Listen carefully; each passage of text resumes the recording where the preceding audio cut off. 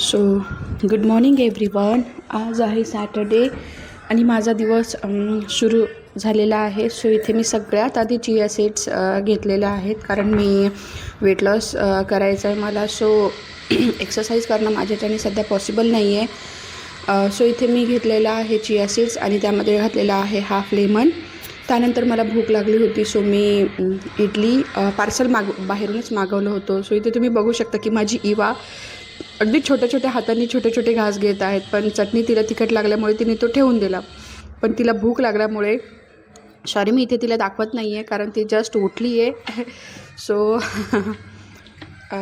आणि त्यानंतर ती मला भूक लागली होती, काही बनवणं पॉसिबल नव्हते क्विक, आणि तिला खूपच रडत होती. सो त्यामुळे मग मी बनवलं होतं तिच्यासाठी मिल्कशेक. सो इवाला मी लहानपणापासूनच केळी जास्त प्रमाणात खाऊ घातलेली आहे, कारण बऱ्याच जणांचं असं म्हणणं आहे की लहान मुलांना केळी दिल्यानंतर त्यांना त्रास होतो सर्दीचा वगैरे. बट इवाच्या बाबतीत असं कधी झालेलं नाही आहे.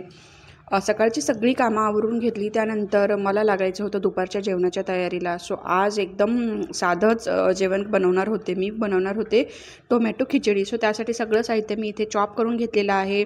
3-4 टोमॅटो घेतलेत, कारण मला टोमॅटो राईस करायचा. सो भरपूर क्वांटिटीमध्ये तुम्ही टोमॅटो इथे घाला. त्यानंतर लसणाची पाकळी, कांदा घेतलेला आहे, कढीपत्त्याची पाने आणि हिरवी मिरची.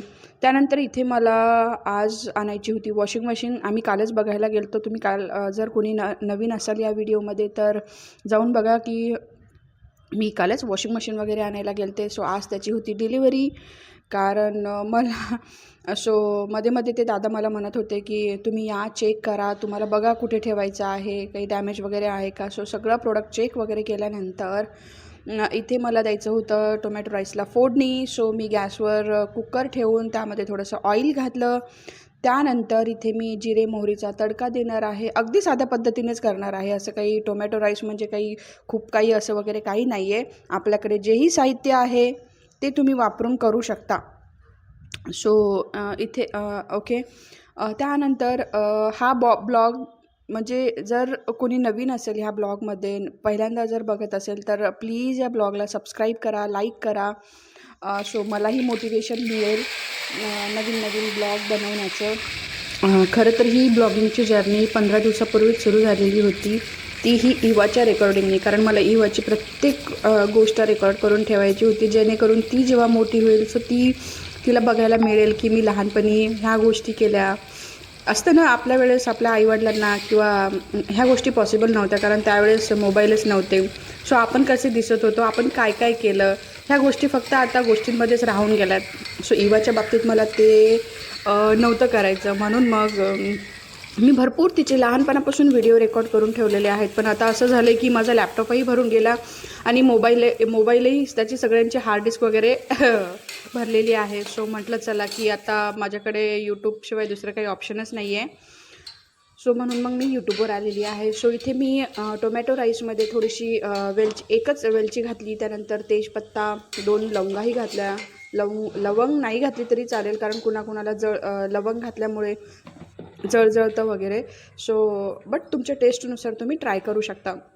इथे मी 2 लवंग घातल्या. मध्येच बाकीच्याही गोष्टी आवरत होते, कारण आजकाल लग्न झाल्यापासून इवा झाल्यापासून प्रत्येक कामं अगदी पटापटा करायची सवय लागली आहे. मी लग्नाच्या आधी एकही गोष्ट न केलेली आज सगळ्या गोष्टी मॅनेज करते. बाळही मॅनेज करते, ऑफिस, घरची कामं.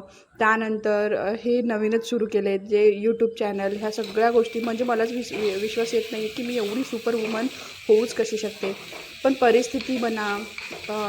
परिस्थिती बनण्यापेक्षा एक असते ना सिच्युएशन, म्हणजे बाळ झाल्यानंतर प्रत्येक मुलीमध्ये ती ताकदही येते आणि येतेच. म्हणजे मी तरी अनुभवले, युवा झाल्यापासून मी खूपच अशी ॲक्टिव्ह झाले आणि प्रत्येक गोष्ट अशी रिस्पॉन्सिबिलिटीने करत आहे, अगदी मन लावून म्हणण्यापेक्षा की त्याला नाईलाजच आहे, करावंच लागतं आपल्या मुलासाठी, आपल्या संसारासाठी.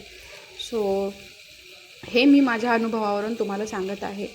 सो ह्या खिचडीमध्ये सगळा मसाला भाजल्यानंतर मी घालणार होते अर्धं लिंबू आणि ह्यामध्ये घालणार होते मी 1 चमचा तूप. तुपाने याला थोडं वेगळाच फ्लेवर येतो. सो तूप तुम्ही ॲड करू शकता तुमच्या टेस्टनुसार. पण मी अशा प्रकारे केला आणि आय एम शुअर की म्हणजे मी ह्या आधी ट्राय केलेला आहे. सो तुम्ही बघा, खायला पण खूप छान लागतो हा फ्राईड राईससारखा. म्हणजे बाहेरून मागवण्यापेक्षा व्हेज फ्राईड राईस. सो तुम्ही घरी अशा प्रकारे ट्राय करा आणि तुमच्या मुलांनाही खाऊ घाला. तुम्हीही ट्राय करा, तुम्हाला नक्कीच आवडेल. रेसिपी आवडल्यास मला सांगायला विसरू नका की कशी झाली ते. ओके. सो इथे मी मध्येच आवराआवर करते, गॅसचा ओटा वगैरे, गॅसची क्लिनिंग करते. कारण एखादी गोष्ट जेव्हा कॅमेऱ्यासमोर आणायची असते तर क्लिनिंग नीटनेटकं दिसणं फार महत्त्वाचं असतं. कारण आधी म्हणजे जेव्हा ऑफ कॅमेरा असतो तेव्हा आधी सगळ्या गोष्टी आपण पटापटा करतो आणि नंतर क्लिनिंग वगैरे करतो. पण आता नाही, आता जेवढं नीटनेटकं असेल तेवढं म्हणजे बघायलाही छान वाटतं आणि दाखवायलाही छान वाटतं. तसं इथे माझी खिचडी शिजून झालेली आहे. तुम्ही बघू शकता की या खिचडीला एकदम चांगला फ्लेवर आलेला आहे दिसायलाही, आणि एकदम मऊ लुसलुशीत अशी एकदम दाणेदार अशी माझी खिचडी बनलेली आहे. खायलासुद्धा मी आधीच तुम्हाला दाखवण्याच्या आधीच टेस्ट करून बघितलेली आहे आणि खरंच खूपच अप्रतिम अशी खिचडी झालेली आहे माझी. तुम्हीसुद्धा नक्की ट्राय करा. नवीन असाल तर या व्हिडिओला लाईक, शेअर आणि सबस्क्राईब जरूर करा म्हणजे असेच नवीन व्हिडिओ तुम्हाला बघायला मिळतील. सो त्यानंतर मी आणले होते चिया सीड्स. सो आधी माझे जे चिया सीड्स होते ते संपले होते. त्यानंतर मी हे डब्यामध्ये भरून ठेवत होते म्हणजे मला डेली भिजू घालायला सोपं पडेल. सो हे नॅशनल मार्टमधून आणलेले चिया सीड्स आहेत. चिया सीड्सची कंपनी तुम्ही कोणतीही वापरू शकता, काहीही फरक पडत नाही. त्यानंतर मला जायचं होतं इवाला वॅक्सिन द्यायला. तिचं 11व्या महिन्याचं जे कावीळचं वॅक्सिन होतं ते मी दिलं नव्हतं, राहूनच गेलं होतं. म्हणजे मागच्या वेळेस जेव्हा हॉस्पिटलला गेलो होतो सो त्यावेळेस तिला थोडासा ताप होता. सो डॉक्टरांचं म्हणणं की तापीमध्ये कुठलंही वॅक्सिन द्यायला नाही पाहिजे. सो आज आम्ही देणार होतो कारण एरवी मला टाईम नाही मिळत ऑफिसमुळे आणि आज सुट्टी होती. सो आज आम्ही तिला वॅक्सिन द्यायला गेलो. इथे तुम्ही बघू शकता की ह्या हॉस्पिटलला म्हणजे वरती जायला 12 ते 13 पायऱ्या आहेत. तिने सगळ्यात स्टेअरकेस अगदी कुणालाही न पकडता चढलेल्या आहेत. माझ्या मुलीला आम्ही जेव्हा बाहेर जातो असतो तेव्हा तिला सांभाळणं आमच्यासाठी एक खूपच मोठा टास्क आहे. कारण ती एवढी ॲक्टिव्ह आहे आणि कुठल्याही अनोळखी माणसाकडे अगदी म्हणजे जसं काही ते माणूस एकदम ओळखीचा आहे, जसं ते माणूस म्हणजे तिच्यासोबत ती डेली खेळत असते, बोलत असते, अशा प्रकारे माझ्या युवाचं वागणं असतं. म्हणजे तिला खूपच माणसांची आवड आहे. कारण मी युवाची डॅडी जातात ऑफिसला, मलाही दिवसभर ऑफिस असतं. घरात कितीतरी म्हणजे एकटीच राहते ती. खेळणी, त्यानंतर TV, एवढंच तिचं सध्या तरी आयुष्य आहे आणि तिला बाहेर घेऊन जाणंही मला पॉसिबल नाही आहे ऑफिसमुळे. इथे तिला वॅक्सिन दिल्यानंतर आम्ही बाहेर आल्यानंतर असं काही तिची एकच गडबड सुरू होती की तिलाच स्टेअरकेस उतरायचे आहेत. सो फायनली तिच्या डॅडीने उतरवलेलं आहे तिला. सो मी म्हटलं की तुम्ही कॅमेरा पकडा, मी तिला चालवते. सो इथे तिच्या हातामध्ये डॉक्टरांनी तिला दिलं होतं कारण वॅक्सिन देताना ती थोडीशी रडली. बट माझी बाई खूपच म्हणजे शहाणी आहे, असं खूपच म्हणजे तिची इम्युनिटी सिस्टम वगैरे भारी आहे. म्हणजे आम्हाला कधी तिच्या जास्त असं हे नाही त्रास नाही झाला. सर्दी खोकला तिला जास्त वारंवार होत नाही. सो इथे तिलाच उतरायचं होतं. सो मी तिला हेल्प करत होते कारण चढणं थोडंसं हे असतं, बॅलन्स होऊ शकतं, पण एकदा जर म्हणजे उतरणं तेवढंच मुश्किल असतं. सो इथे आम्ही खाली आलो. मार्केटमधून बरीचशी कामं करायची होती आम्हाला. वॉशिंग मशीनसाठी थोडंसं स्टँड वगैरे घेतल्यानंतर आम्हाला घरी यायला 10:30 वाजले. सो आल्यानंतर आम्ही काही बाहेर खाल्लंही नव्हतं कामामध्ये. सो इथे आल्यानंतर मी दूध तापवून घेतलं आणि झटपट असं काय करावं, सो मी म्हटलं की मॅगीच करून घ्यावी. म्हणून मग मी मॅगीसाठी सगळं साहित्य रेडी केलेलं आहे.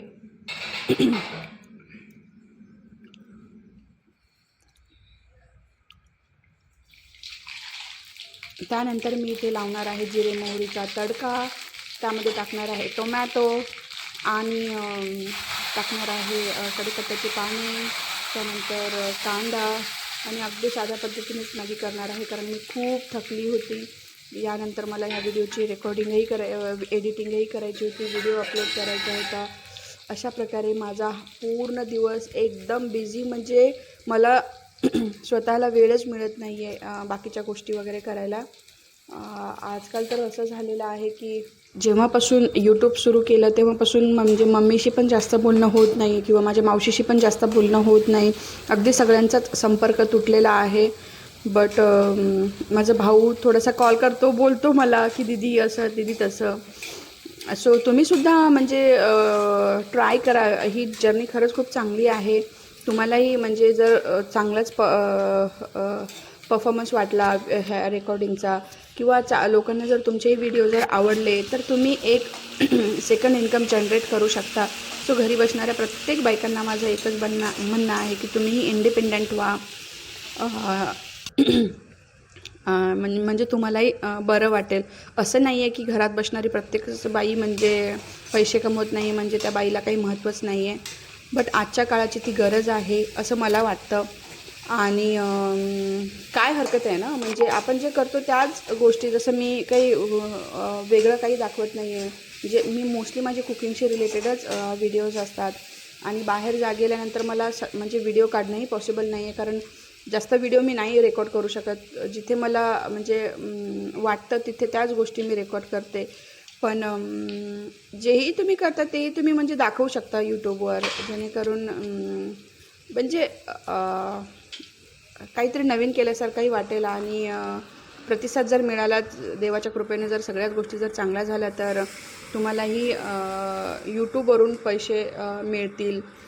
ओके. सो अशा प्रकारे होता माझा दिवस. चला भेटूया नेक्स्ट व्हिडिओमध्ये. ब्लॉग आवडल्यास नक्कीच या व्हिडिओला लाईक, शेअर आणि सबस्क्राईब करा. म्हणजे अशाच प्रकारचे नवीन नवीन ब्लॉग मी तुमच्या भेटीला आणेल. सो चला भेटूया नेक्स्ट व्हिडिओमध्ये. तोपर्यंत बाय. श्री स्वामी समर्थ.